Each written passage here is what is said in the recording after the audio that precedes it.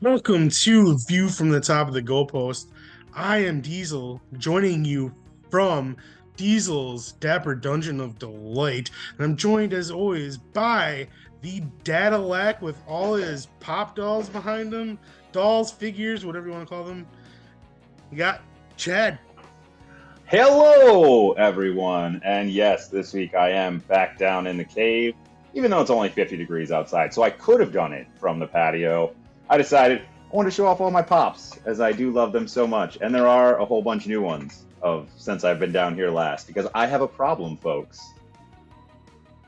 I see that you have a problem. And at least, you know, the first step to solving your problems is admitting that you have a problem. So Oh, I'm not going to solve it. I'm just going to lean into it. I mean, that's an option as well. But yeah, well, so let's talk about some football and recap last week with our picks. Last week I did not fare so well, as you can see on the board back there. I went 7-6, while Chad went 10-3. He gained 3 games on me this week. Our overall records are I'm 72-48, and Chad is 69-51. And what about your bets? What ones did you get wrong, and was a push? The push was the Tampa Bay game because they only ended up winning by 3. And I don't know exactly what the line was on your sheet, but it was my bonus pick anyways. But by the time the game started, it was a 3-point game. Tampa only won by 3, so that's a push. I lost my first pick, which was the over in the Eagles and Texans game, and it felt like they were just doing it to spite me by going for 2 when the half-point hook would have saved me for once. Instead, I lost that one. But both the Bears and what else did I have? It was Miami at Chicago. It was your silver. Yeah, that was the Bears, and then I got one other one right. Who else did I get right? The Seattle at Arizona. There we go. I couldn't remember what my bronze lock of the week was. But yes, so I went 2, 1, and 1 because Diesel doesn't count the bonus locks, but it was still a push anyway. So I did pretty well last week. And if you just would have bet every game that I picked last week by the spreads, even the teams that I got wrong, covered the spreads in most situations, and you would have won a considerable amount of money if you just would have rolled with Chad last week.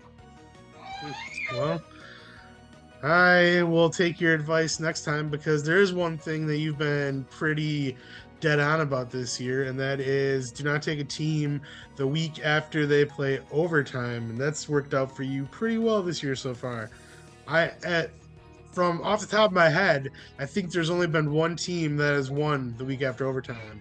That So sounds right. yeah, so but another thing we should discuss before we get into these games. I was almost right about the first coach of the year being fired. He was the second coach of the year. I had Frank Reich going. I knew he was going to get fired mid-season because the Colts were garbage, and Jim Irsay is an impulsive owner, so I knew this was going to happen. But I did not ever expect them to hire the Hall of Fame former Packers center Jeff Saturday as their interim head coach. Like I know he played for the Colts for like what 11 years or something like that. He Long played his time. final season with the Packers, but yeah, it was. I didn't see that coming. And the funny thing is, he's only coached 1 year in his life, and that was high school football, and he went 3-6. So that's not a very good track record. And you know you're going to coach an NFL team. Good luck, Jeff. It's so weird. I get that he's like the fans love him because he was a long time Colt and he did such great things for him there for so many years. But this is the epitome of tanking, right? Hiring a man who's only coached one season of high school football to coach your NFL team. This is the epitome of them going, nah, we're good. We're good. We don't need to win any more games this season.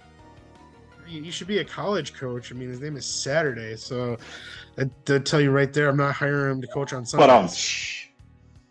But it was really odd that they decided. Usually, you promote somebody within, like your offensive defensive coordinator, just basically gets moved up, and you get to see what they have. So, but with them going out and hiring Jeff Saturday, I'm rooting for the guy. Like, what a great story it would be at the end of the year if somehow the Colts turned this thing around and took down the Tennessee Titans to win that division. It's still a possibility.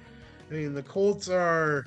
I don't know what the Colts are because I got their record wrong when I was doing the thing. I think they're 4-1, I believe. Let me look at this. Well,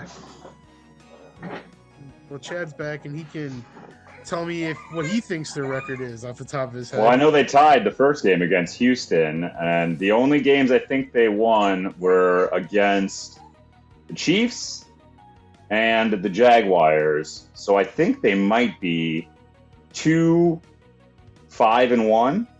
They're 3-5-1. Oh, I missed one win.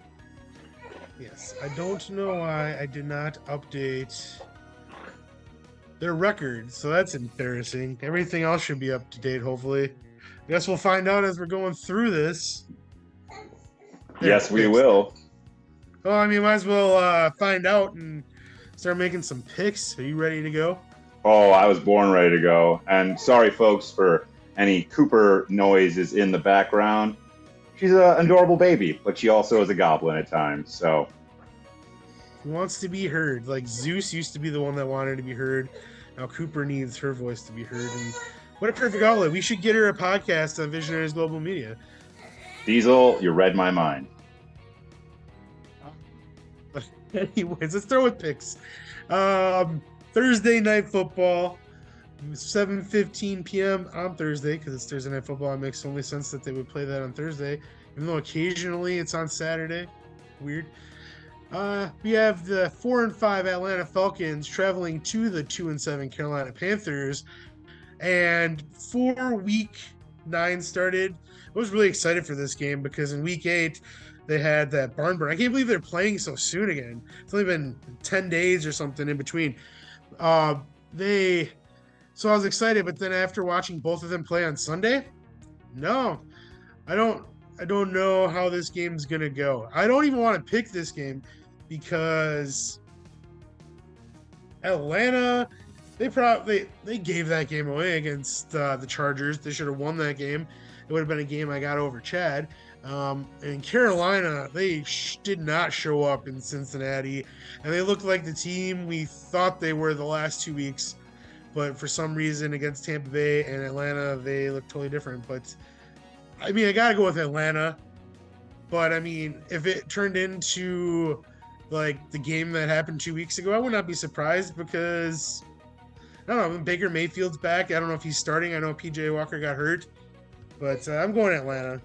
I think Sam Darnold's actually going to be back this week and might be starting. But I do have, I don't have the exact stat, but it's either 4 or 5 times the last times these teams have played, the road team has won every time. And, I think that's actually, no, it can't be because Carolina ended up losing that game. So it was last game, the road team had won every time, and then Atlanta came back and won.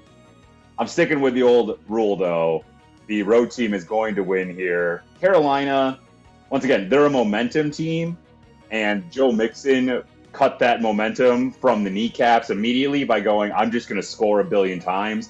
And since Cincinnati's on a bye this week, we can have a quick little sidebar about this, because Cincinnati as a whole didn't actually look that good.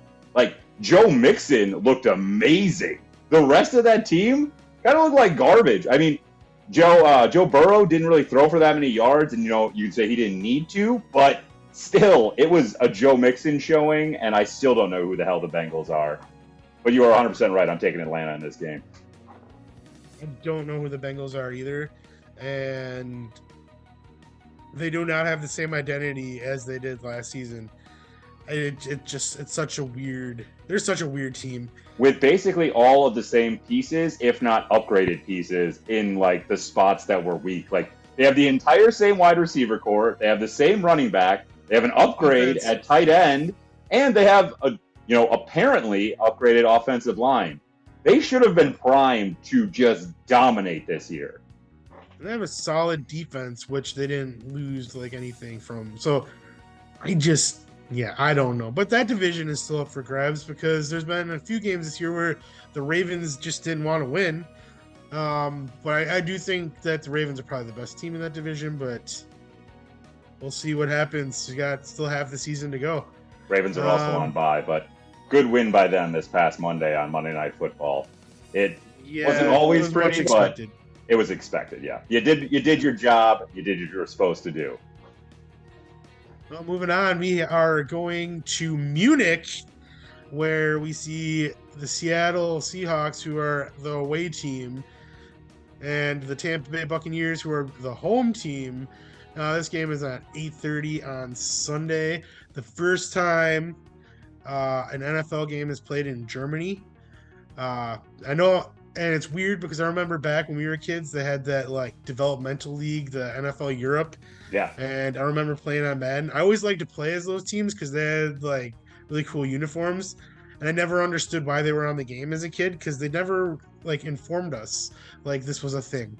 Yeah, the internet wasn't like it is nowadays, kids. They just always threw these extra teams on there, and most times I thought they were made up as a young kid. It took me till I was a little bit older to realize, oh, these are real things. I just thought they were things like, created teams that they threw on there to just give us something to play with.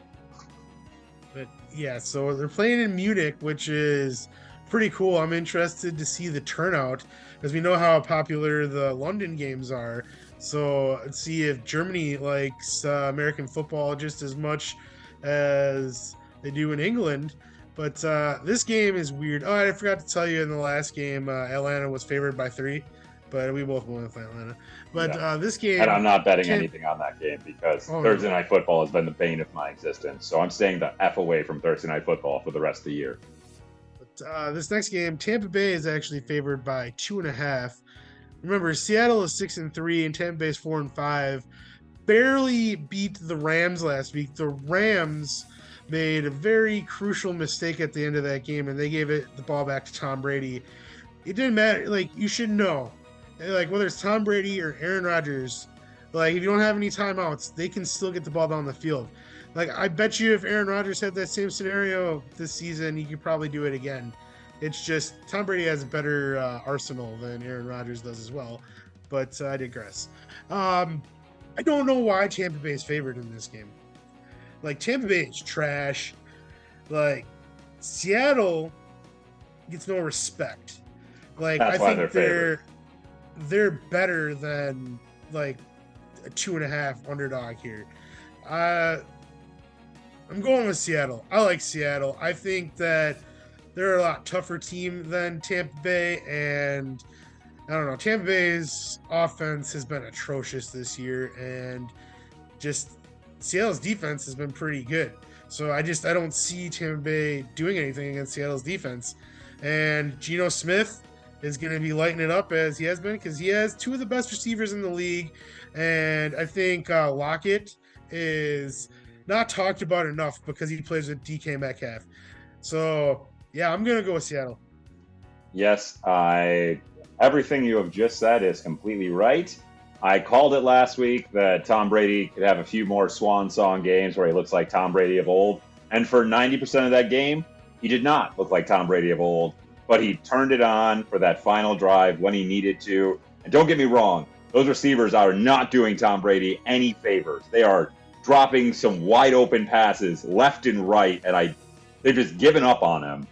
I don't understand how you don't have Seattle in this game. If you do, this right here, folks, is the first and the golden lock of the week. I wish I could remember how to say it in German because I took German in high school, but I don't right now. So whatever. Golden lock of the week. Take Seattle with the points. Plus 2.5? Come on.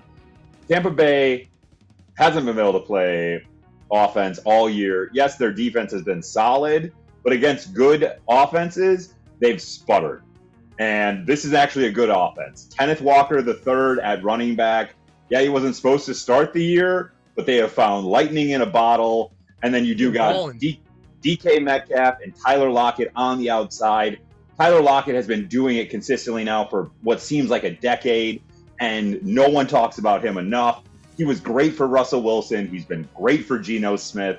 And DK Metcalf is he's like the LeBron James of football. He is just a freak of nature athlete. And I don't know how he even played last week, and he still played great. By that injury he had, he shouldn't have been out there. He still didn't, light it up, but he was good. So yeah, I got Seattle. I understand that Tom Brady in kind of a primetime-ish game coming to Munich for the first time, maybe that's why they're thinking Tom Brady will get up for it. But I got Pete Carroll coming for revenge against Tom Brady. I know it's not the Patriots themselves, but Tom Brady and Pete Carroll, I guarantee, are not friends. So I think Pete Carroll wins this game with the Seattle Sea Chickens. Moving on to the first game at noon on Sunday. And this game is really difficult to pick for me. It is the 7-1 Minnesota Vikings traveling to the 6-2 Buffalo Bills.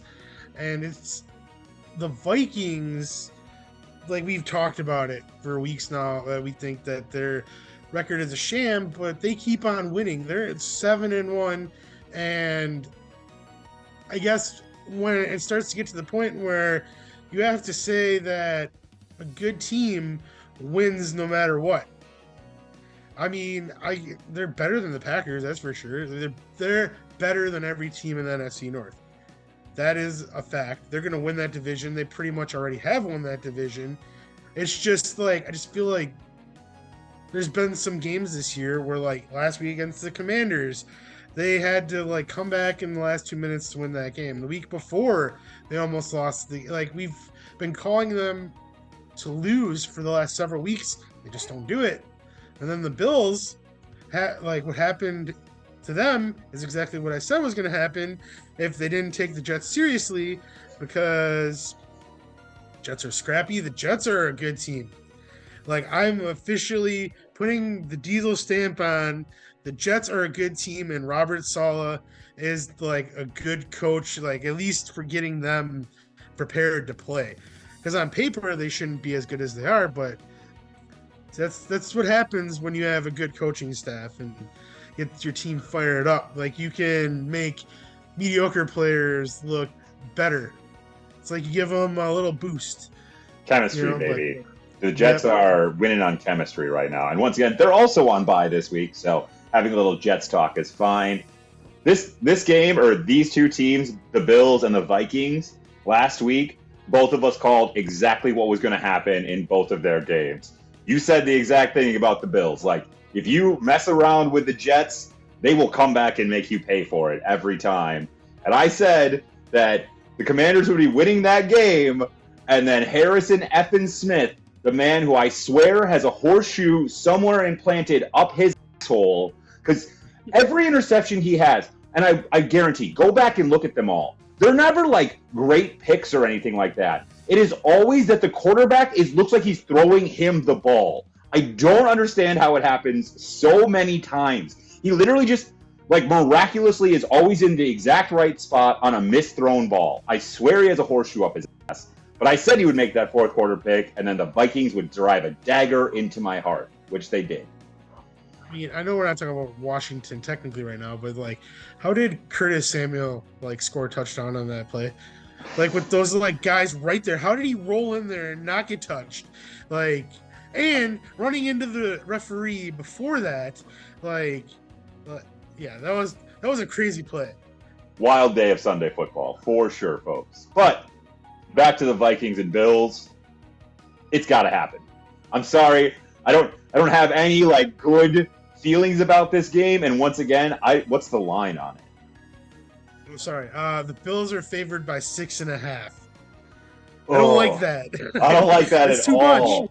That's too much. I don't like this game at all, because once again, this is another one of those games, just like last week with the Panthers and Bengals game, where this could be a complete blowout in either form. Like, either team could blow out the other one by some weird things happening, or this could be a 19-16 game. I am staying the F away from this game, but the Vikings have to lose. They can't go to 8-1, right, folks? Like, it can't happen. It legitimately can't happen. Like, the universe might end if they go to 8-1. I'm taking the Bills. To save the universe itself, I'm taking the Bills. So, while you were talking, I've been thinking, and some of the things that I said when I opened up with the Vikings and the Bills were about good teams find a way to win no matter what. And that's what the Vikings have been doing, even though they've been playing some not so great teams. But I don't know. I feel like the Bills are in this place right now where they're spinning their wheels and they're going to have a little rough patch in the middle of the season that they're going to have to figure out. By the end of the season, they'll be fine. I feel like, I don't know. I feel like the Packers went in there and played pretty good against the Bills. I mean, for the Packers, and I'm going Minnesota. I'm going Minnesota because, for one, it might help you out. Number two, it might actually put a loss on Minnesota's record, and if that's the case, I'm going to go Minnesota every week after this. But yeah, I don't know. I've been picking against them so much. I think it's time that maybe I pick them to win because they just keep on winning.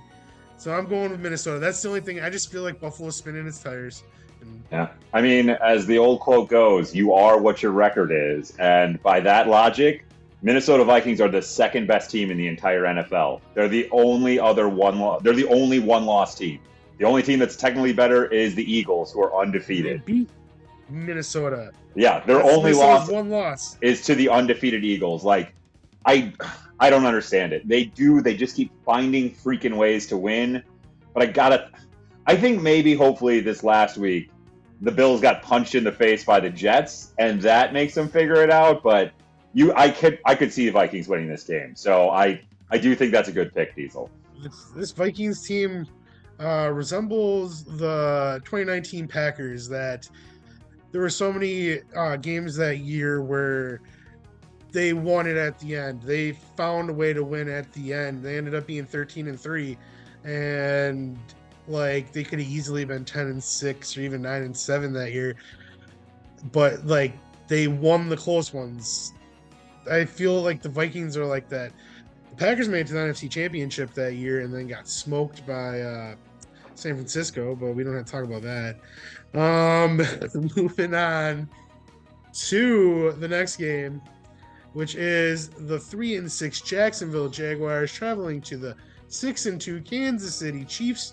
Chiefs are favored by 9.5, and I do not see Jacksonville going into Kansas City and beating the Chiefs, even though we talked about it at the beginning. Kansas City played in overtime last week, but Kansas City isn't your normal team. They're different, and Patrick Mahomes is amazing, and I'm going Kansas City. I am also going to go against my rule here and take Kansas City to win this game because I do agree Kansas City is on a different level. But I will say, at 9.5 points, this is 100% my silver lock of the week. Boys and girls, if you can get the Jaguars plus a touchdown, hammer the shit out of it. Because I'm telling you, the overtime rule is a real thing. And I do think the Chiefs come out and win this game in the end. But the Jaguars, just like Tennessee, are a rough and tumble team that will punch you in the mouth. And with Travis Etienne running like he is, he can pull a Derrick Henry. And I'm going to tell you right now, Trevor Lawrence is, while not the greatest of quarterbacks, leagues and leagues ahead of Malik Willis. And so, while I do think the Chiefs, once again, they find ways to win the game. Patrick Mahomes is a special talent, and I do think the kind of LeBron comparisons are the greatest comparison because as much as you might hate the man, he was the greatest player in the NBA for 2 decades. And we gave MVPs to other players just because we got sick of his greatness and we just, we're so used to it that's just what it was. That's just who LeBron is. That's who Patrick Mahomes is. As much as I hate to say it as someone who doesn't like the Chiefs, the dude just does things that no other player can do and could be the league MVP every single year without a question, but we just don't give it to him because we all get complacent with his greatness. He's so great that he has to do something superlative above greatness to actually get us to look at it. And so, yeah, I think the Chiefs do win this game, but give me those 9.5 points as the silver lock of the week because, yeah, the Jags are going to make it tough on the Chiefs. Anyway, moving on to another game at noon. This is going to be a battle for second place in NFC North because I'm spoiler alert, I'm not picking the Packers later. What? Yeah, so we have the 2-6 Detroit Lions traveling to the 3-6 Chicago Bears. Chicago is favored by 3. It's funny to see Chicago favored, but it's against the Lions. I don't know how to feel about this game. Like, I don't know what you want about the Packers, but I still think their defense is still fairly competitive because the Lions, who have average of over 30 points per game, could only get 15 against the Packers defense. And it seems to be that way with a lot of teams. They are under average when they play the Packers defense.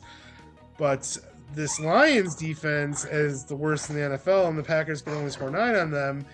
But the Bears have been getting better, and Justin Fields has been improving. I don't see the Lions going into Chicago and beating the Bears because I don't think they're going to be able to contain Justin Fields. I think that's what it's going to come down to. If they stop Justin Fields, they'll win. I'll give them the win if they can stop Justin Fields, but I don't think they'll be able to. What is the over-under on this game, Diesel? What'd you say? What is the over-under on this game, Diesel? 48 and a half. Boys and girls, bronze lock of the week, you take this over. Because I don't know which way to go in this game, truthfully. The Bears have become the absolute antithesis of themselves, where for decades, for probably since the inception of the Bears, they have not been able to play offense. Like, let's get honest about it, folks. When your greatest quarterback who's ever played on your team has been Jay Cutler, you don't know what offense is.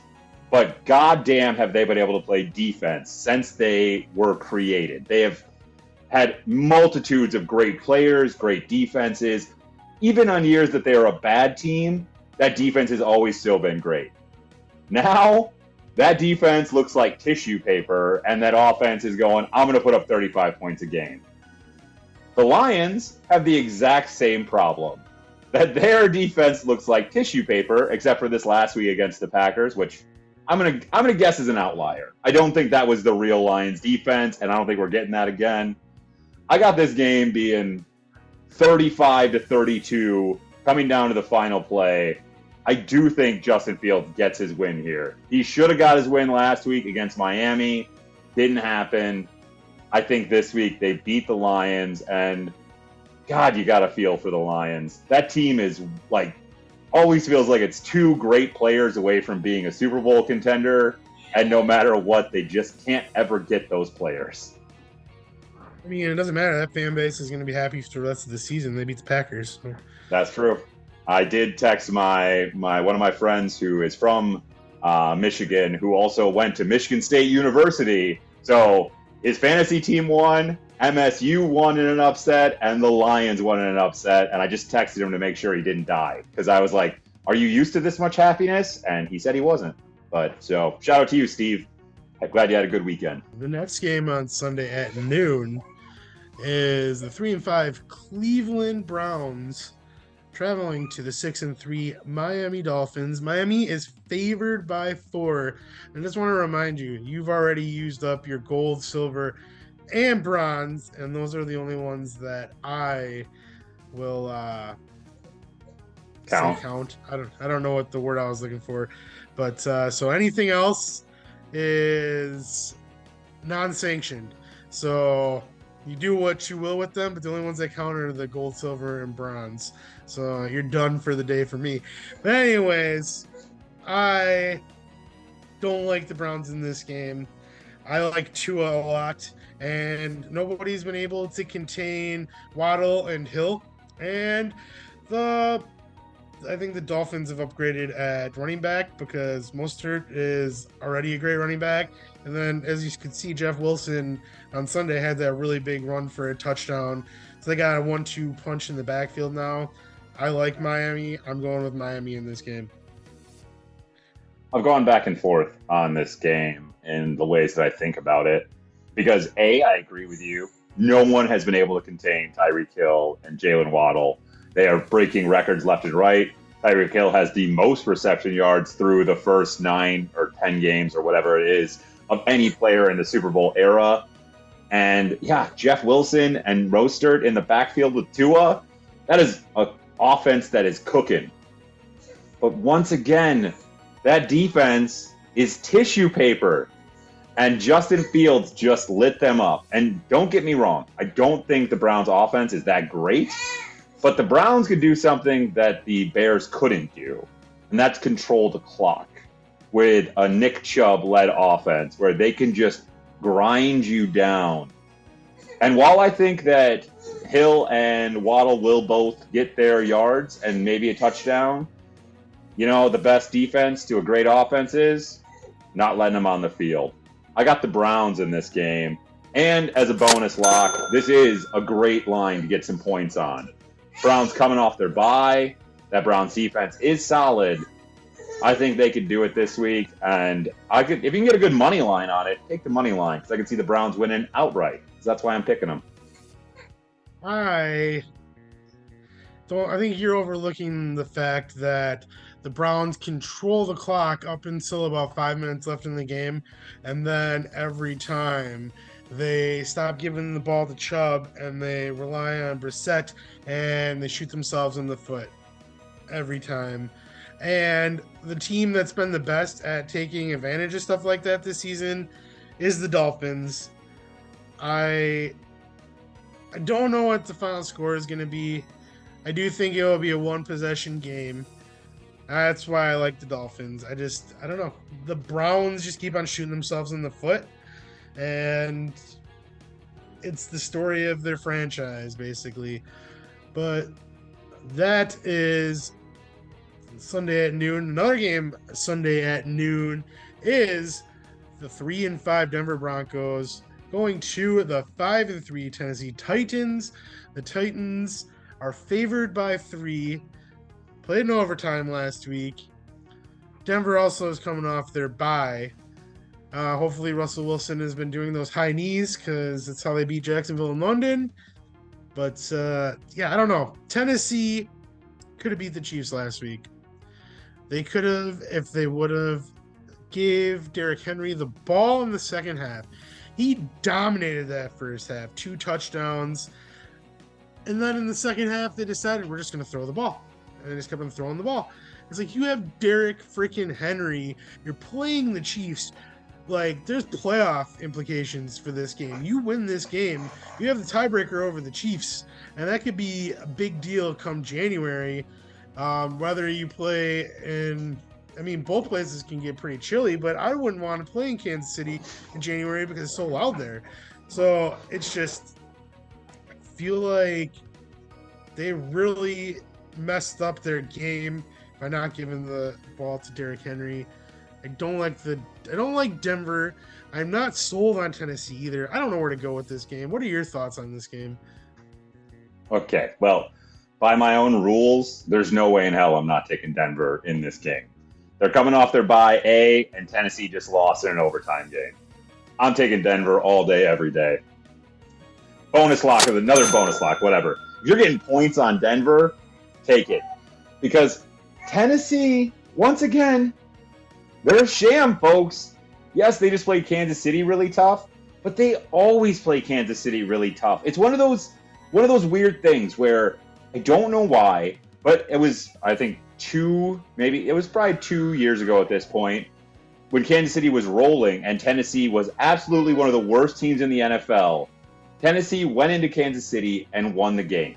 I remember it because I was in a survivor pool, and it was about week 12 or 13, and I was one of the last few people remaining, and I was like, yes, I had held on to Kansas City all year, and I was like, Kansas City versus Tennessee, lock of the year right here. And Kansas City lost on a last-second field goal. because Tennessee always plays Kansas City rough. Broncos are going to demolish Tennessee. I do think Derrick Henry will get his yards as he does, but I can see, once again, I don't think Russell Wilson has much left in the tank. I think he's mostly washed, but as we saw with Matt Ryan that one game, you can get it up for one, good encounter every once in a while. I think Russell Wilson gets it up, and I got the Broncos by a lot. You just talked me into Tennessee. Like, I know I go against your overtime rule, and it works out for me so well, but I don't know. I don't like Denver at all. I feel like Tennessee's the better team. I feel like if they would give the ball to Derrick Henry, they will be very successful. But at the same time, I'm not sold on Tennessee. So if Denver did win this game, I guess I wouldn't be shocked. But the main reason I'm taking Tennessee is because you took Denver and I was split on it anyways. So big things may be interesting after this week. So next game on Sunday at noon, we see the 3-5 New Orleans Saints traveling to the 2-6 Pittsburgh Steelers. New Orleans is favored by 2.5. I kind of feel like this is actually a winnable game for Pittsburgh, but at the same time, they're not very good. I don't know where to go with this game either. I guess there's one thing to say about this week is there's a lot of bad teams playing bad teams, and it's really hard to pick. So it makes it a little more interesting on Sunday. So stakes are a little higher that way, especially for these picks. I have no idea where to go with this game. Maybe you can talk me into one of these teams again. But I mean, I'm leaning towards one, but let's see what happens. But what do you have to say? I do agree. These are both bad teams. But one team's coming off their bye, and one team's playing on a short week. I think Pittsburgh this is definitely a very winnable game for Pittsburgh. And I think especially with the rush defense that we just saw from New Orleans, Najee Harris is due a big game. That kid dominated last year and hasn't looked great all year. He's due for a big one. I could see him running for like 3 touchdowns and like 200 yards against this New Orleans offense, and their quarterback not having to do much. And that's what you want from a rookie quarterback, is not having to do much for Kenny Pickett. So I got the Steelers here. I think this is one of the best betting weekends where I think this is a good chance to win some money here, folks, because there are a lot of bad teams playing other bad teams. So the lines are kind of screwed up because nobody knows what team is going to show up to play this Sunday. So while I'll be in Jamaica, yeah, that's right, shout out, watching these games, I am definitely going to be putting some money down this weekend because I'm going to take the Steelers this weekend, and I might take them straight up money line because you probably get a pretty decent money line on them. But yeah, I'm taking the Steelers. I was leaning towards the Saints, so I'm going to take the Saints.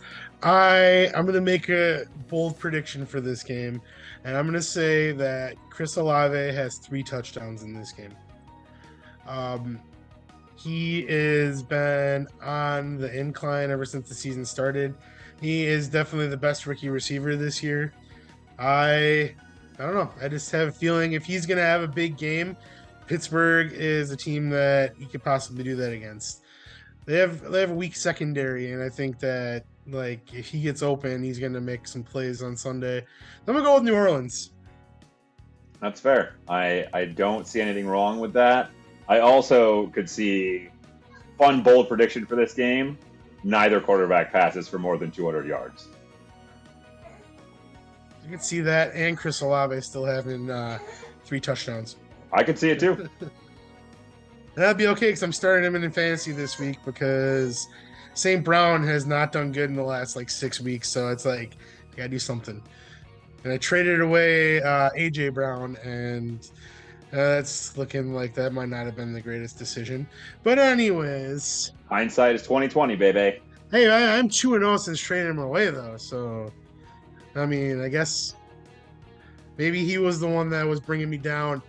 Moving on to the next game on Sunday at noon, we have the 1-6-1 Houston Texans taking on the 6-2 New York Giants. The Giants are only favored by 6.5. I feel like in a week where they've been the lines have been a little high for some games, I feel like this one is too low, to be honest with you. I think the Giants easily could win this game by 9. Like, no question at all. Like, I don't think Houston's very good. I think the Giants are good. They're coming off their bye. I think that Saquon Barkley is having a resurgence year. I think Daniel Jones is showing that he's not as bad as everyone thought he was. He might not be where he should have been as highly drafted as he was, but he's definitely the quarterback for this team at this moment. And then you got Brian Daboll, who has just been awesome as their head coach. I do not see New York losing this game, and they're gonna go and they're gonna be 7-2 through week 10, and I would not have guessed that when the season started. Biggest surprise, I think, in the NFL is how good the Giants are. Because and Jets. Yeah, and the Jets. I can't disagree with you about anything. I think the line is so low because while they aren't winning games, this Houston defense has some guys out there who can actually play, and they keep scores low.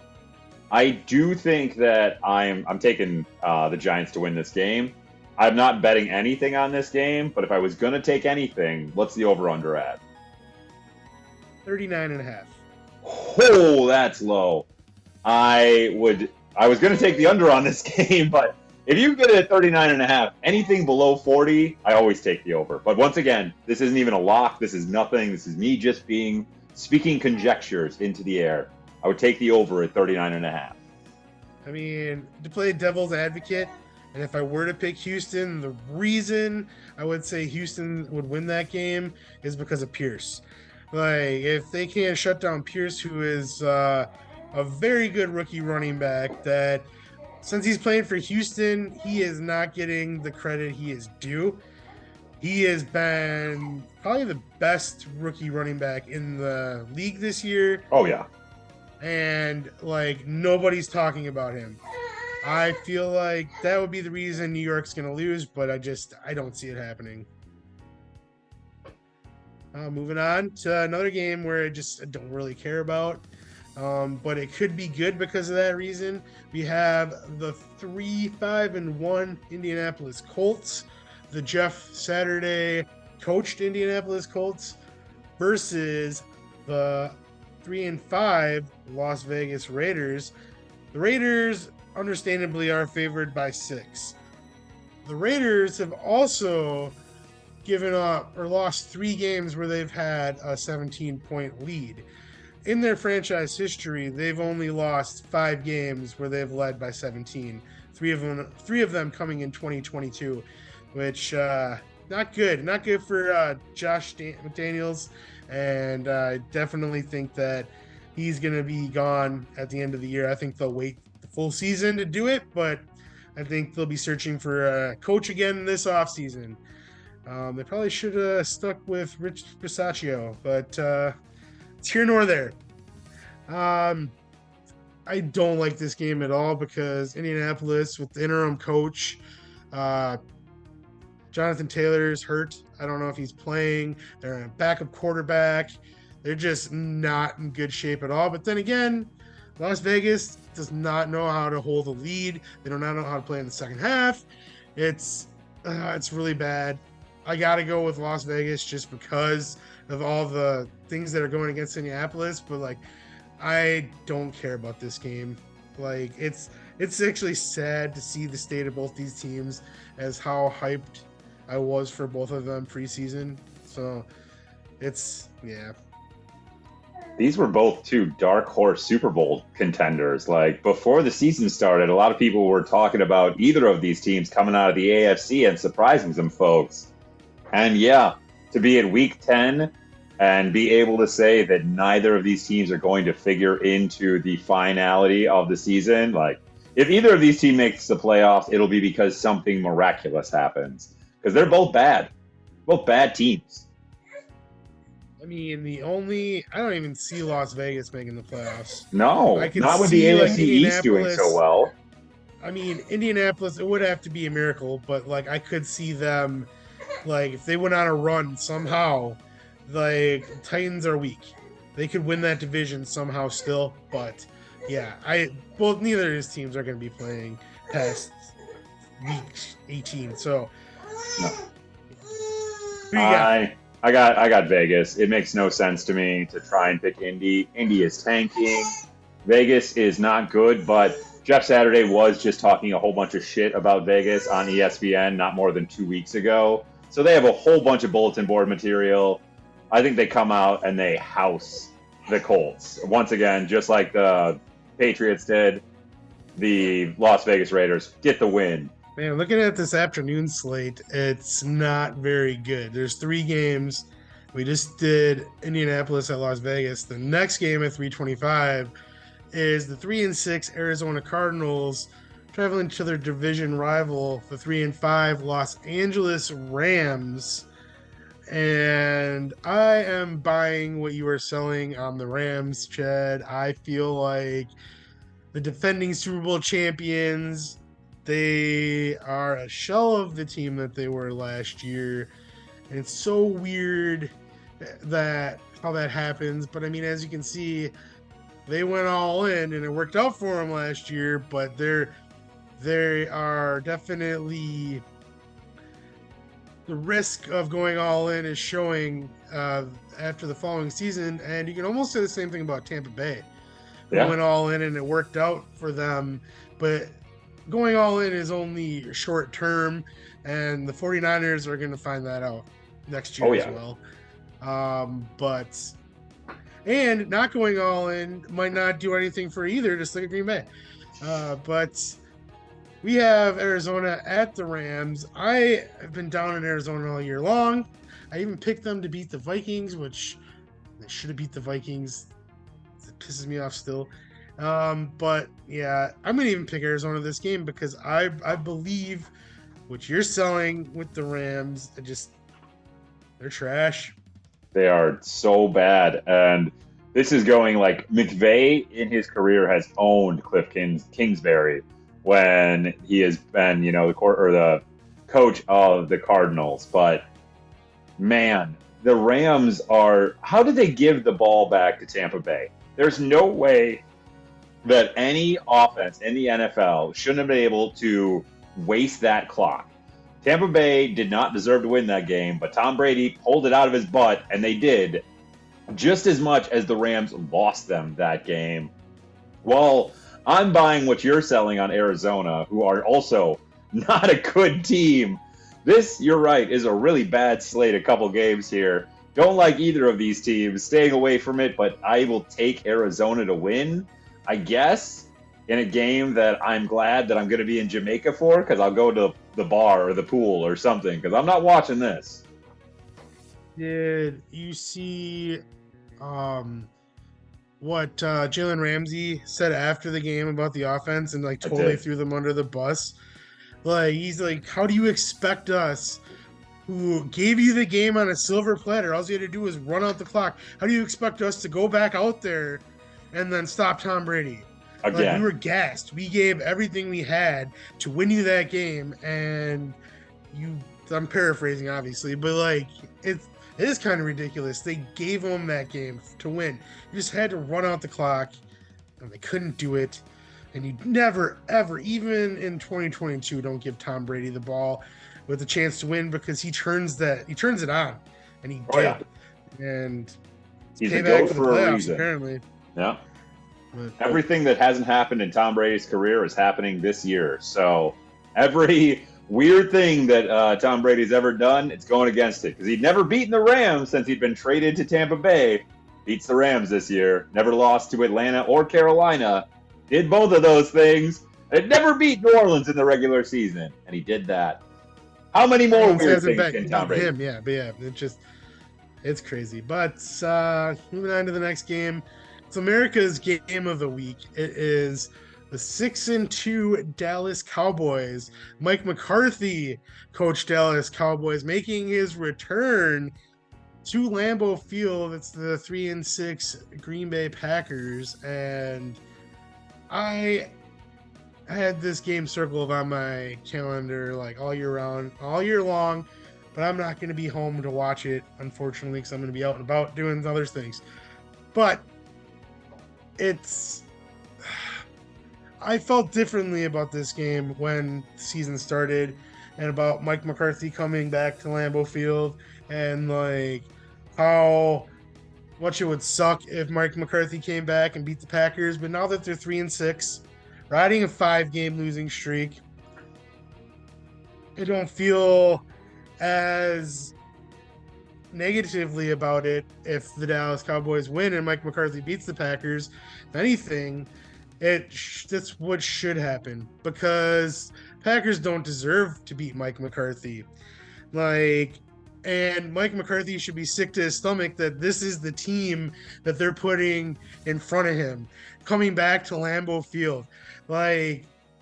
It actually, in a weird way, and I've never been a Mike McCarthy fan, I don't know, this week has changed my opinion on Mike McCarthy. I don't know why. The way the season is going, the way I've taken a step back and looked at everything, front office, coaching, everything. And even though I never really liked Mike McCarthy, I can see how he was good for the team for a good period. He won him a Super Bowl. But I don't know. And did you see his press conference? Where he cried? Yeah. I did. It's I felt that. You know what I mean? Those were you don't see that too often. He really loved this place. And I hope if I were in the crowd, I would give him a standing ovation. I hope he gets a standing ovation. And I hope when they win this game, he gets a standing ovation. I'm picking Dallas. I never ever pick against the Packers, but they lost to Detroit. And maybe by picking Green Bay, they'll win, or picking Dallas, Green Bay will win. And maybe I have that power against Minnesota and Green Bay. Maybe I got to pick Minnesota and pick against Green Bay every week. And I could totally see Mike McCarthy, because I watched a bunch of Mike McCarthy coach games. I could see him coming into Lambeau Field and shitting in the bed, because I've seen him do that in so many big games. I don't know. I'm picking Dallas. I'm not even going to talk myself into it this week like I did against the Bills. There's no way the Packers are beating Dallas. They're going to have a 6-game losing streak, and I'm fine. I've come to peace with it. They're going to get a good draft pick. Hopefully they have another guy making the draft picks next year. But I've come to peace that this season is a wash. I'm going to be able to sit back and watch the playoffs without any pressure. So that'll be nice. That's the only nice thing with the Packers not going to the playoffs, is you don't have that anxiety. So here it is. I'm going Dallas. I don't need to beat a dead horse or anything like that. I'll just say I'm picking Dallas. Going away, I don't have any faith in the Packers to win this game, but I'm not going to be mean about it. And I'm not going to beat a dead horse. So all I'm going to say is I'm taking Dallas, and I would bet on Dallas covering regardless of the spread. Yeah, it's 5.5. Yeah, I would hammer that. I don't care if it gets up to 6.5. I'm still hammering that spread. It's an over-under of 42.5. I would take the under in this game, because Packers don't score points. Yeah, but Dallas might. Dallas will get 24 to 27 points. Packers will get 10. So that would be 34 to 37 points. I'm taking the under. That's not a bad bet on that. The only time I've taken the under in a Dallas game, they scored the entire over by themselves against the Bears. So I'm not messing with the over-under of Dallas games. The Packers are not only are they not good, they are injured. They are hurt. They don't have a wide receiver anymore. Sammy Watkins, I don't know why that guy isn't cut. I don't care. You can pull a guy off the street and he's going to be better than Sammy Watkins. He can't even run a route. I don't even know why Aaron Rodgers was still throwing to him at the end of that game. I don't know. It's a mess. And I'm looking at it I'm trying to be a realist about it, and it's not that bad. Okay, there's people out there that are saying it's the end of the world. Like, there's people that are just like, I don't know, man. Like social media, and I get into it with people all the time, and like they're just chill out. It's not that bad. We're not going to go back to the 70s and 80s where they go 2 decades without winning. It might take a couple years, but they'll rebuild again. Like, I have faith that this isn't the end of the Packers franchise. You know, so just chill out. It happens to everybody. Look at the Patriots. You know, Gotta like, take your you're lumps. one you can, like, yeah, you can tell me you're going through it right now. You know, is it that bad? No, it's fine. It hurts. Exactly. It hurts when you lose games you shouldn't lose, but you get over it. And you know, it's always a silver lining. I keep saying to all the Packers fans at the bar I work, at least you're going to get a good draft pick, and hopefully they'll not waste it on an offensive lineman. You know, just these are the things. I mean, go quarterback or go wide receiver, because I don't think Jordan Love's the answer either. But I don't know.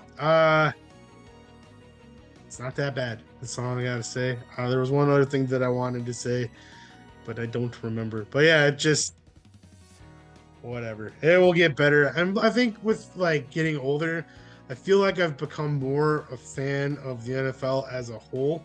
It's just watching the game as a whole that I don't put all my energy into the Packers anymore like I used to. Like, I mean, 5-10 years ago, I would have been irate. I would have been saying a lot different things that I'm saying now. I think I've matured, and like I There'll think be that a just lot comes more with whistles age. in this segment. That's for damn sure.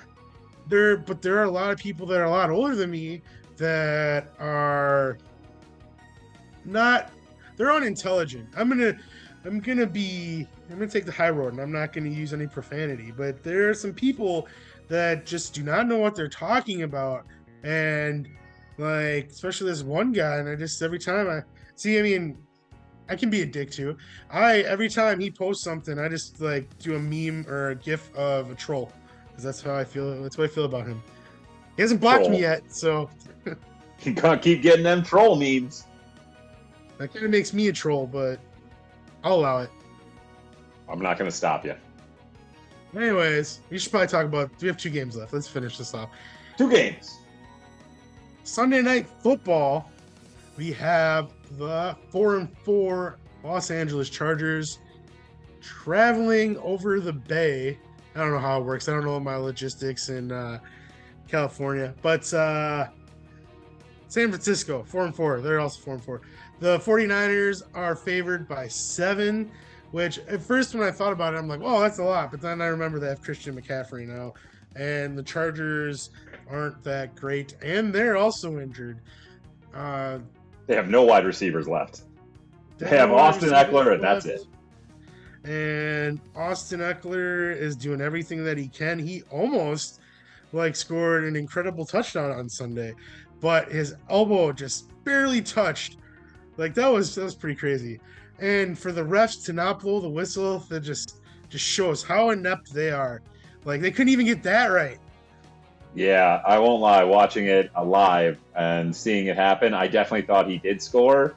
But the ref who called him not down had a clear vantage point of the elbow going down. So, yeah, we don't have to. I don't need another hour of this podcast because we will talk for an hour about how bad the NFL refs are this year and have been for a while.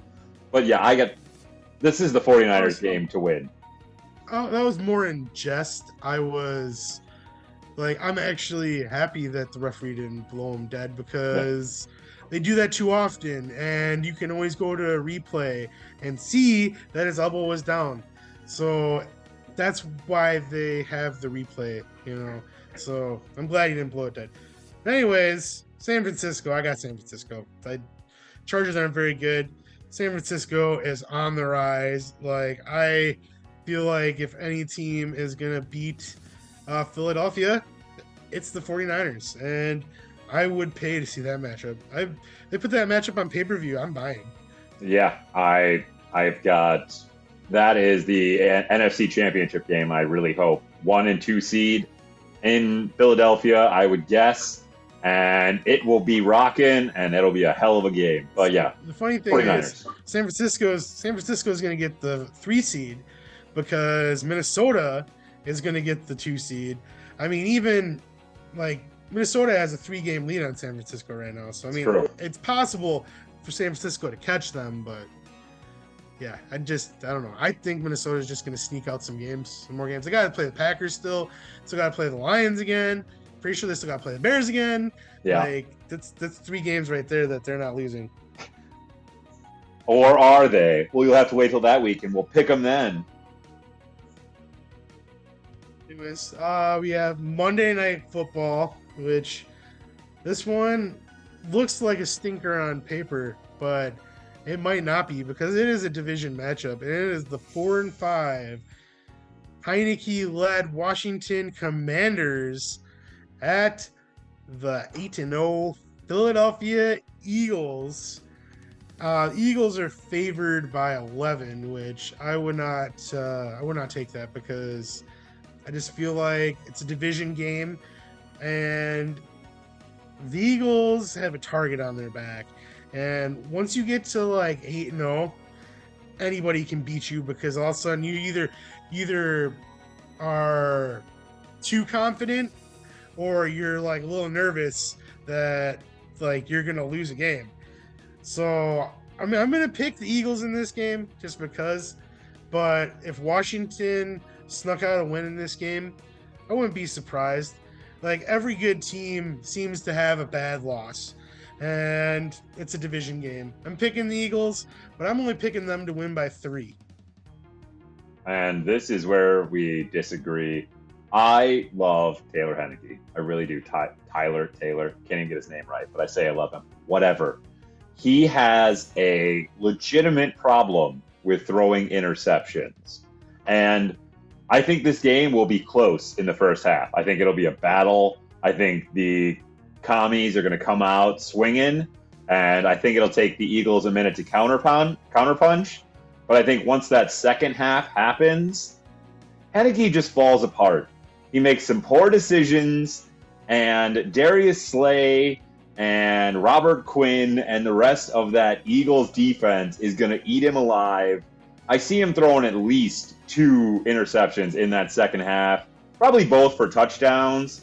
I think the Eagles cover in this game, but not till close to the end. I think it looks close for a while, and then the Eagles just end up blowing them out in the fourth quarter. So, yeah, I got the Eagles going away, and I don't love double-digit points, but for the final bonus lock of the week, get the Eagles. Look at this game the exact same way I looked at the Jets-Bills game last week. I feel like, and it's another team the Packers played. It's another team the Packers lost to. I feel like, see, here's another thing about the Packers that people aren't bringing up. They're losing games, by 1 possession. They're in all these games that they're losing for the most part. And they're losing games to scrappy teams like the Giants, Jets, Commanders. I feel like, and even almost losing to the Patriots, another scrappy team. I feel like Washington is scrappy. I don't think they're going to win, but you let them like hold on like the Jets did, they will take advantage of that. And if it's a tie game going into the fourth quarter, I would put my money on Washington. I just feel like if they let them hang in there, I think Washington's going to win. And if you give me Washington with the points, I will bet you something. What do you want to bet? $20? Sure. I'll bet you $20 if you give me Washington with the points. All right. I'll take the Eagles. I'll even go 10.5 instead of 11. Ooh, so thanks. We don't have a push. All right. I'll take it. I'll give you half a point. This is clearly 20 ducks because gambling is illegal in most states. So we're not actually betting any money. We have clearly both have duck farms. So I'm betting him 20 ducks. Yeah, we've been playing Farmville. So we'll just make our transaction through that. Obviously. But so there you have it. We got Washington with 10.5 points. That's a lot of points. That's a lot of points. But I'm happy with my decision. I'm taking the Eagles. All right, well, on that note, The only team that we really didn't talk about this week is the Patriots. Do you have anything you want to say about the Patriots? Since Matthew they're on bye? Matthew Judon, NFL Defensive Player of the Year. If Micah Parsons didn't exist, because goddamn, does that man want to win every game? And I just love him. I love him so much. I'm so glad I got a Judon jersey, and he is my favorite Patriot right now. I bet you kind of wish that the NFL was like the MLB with their awards, where they just each league won the award. Yeah, that'd be nice. Yeah, I agree with you. Like Judon is definitely number 2, and it's not even close. It's there's not even a close number 3, and that says a lot about Micah Parsons as well. But that's another reason the Packers are going to lose. Aaron Rodgers is going to get sacked 10 times, and all by Micah Parsons. But I'm definitely starting the Dallas defense in every one of my fantasy leagues this week. Who had both Easts, AFC and NFC, being the best divisions in each conference this year? Not me. Hey, I said that 3 teams could make the playoffs from the East because I was high on the Dolphins and the Bills as well. I did not think the Jets would be any good. You didn't believe in Tyreek Hill. Seems like I was the only one that believed in Tyreek Hill. Everyone's like, oh, he's not with Patrick Mahomes anymore. He's going to be garbage. It's like, what? Why? Like, you just give him the ball and, like, he makes everything else happen. Like, Tyreek Hill might be the best receiver of this generation. Yeah. I think if you went back to our BFTR 2.0 early predictions, that we're off on a lot of things, but we're actually pretty right on some others. So maybe we do know something. Yeah, but I'm going to win 20 ducks from you, and I'm pretty excited about that. That's fair. Should probably end this show. Be sure to tune into this show on YouTube, because we've uploaded on YouTube. We're also on like podcasting platforms as well. Doing this a little differently this week, I guess. You can hear us on now I messed up because I don't even know what we're on. Stitcher, Google Play, Spotify, Apple Google Podcasts, Play. there you go, Spotify, Stitcher, SoundCloud, iHeartRadio, Podknife, Potable. You can be heard on those networks be heard on our network if you send your podcast into Visionaries Global Network at gmail.com, and be sure to look out for Cooper's newest podcast. It should be out soon. Yeah, Cooper's Corner, all about baby stuff. Yeah, so on that note, I'm excited for these slate of games. Can't wait to see what next week our records are going to be. Looks like we have a difference of 4 games. So I could take the lead. It goes your way, you'll have the lead. So and we are off next week, folks. So I am sorry. I am on vacation in Jamaica. So Jamaica. I'm going to Jamaica. And it's going to be great. But don't worry. We'll still be making our picks. You guys will just hear about them in a couple weeks. But yeah, we will be off next week. So. Yeah. So until then, I have been Diesel, joining you from Diesel's Dapper Dungeon of Delight. He has been Dadilac Chad, joining you from The Cave. And this has been View from the Top of the Goalposts. Now let's watch some football. Bye.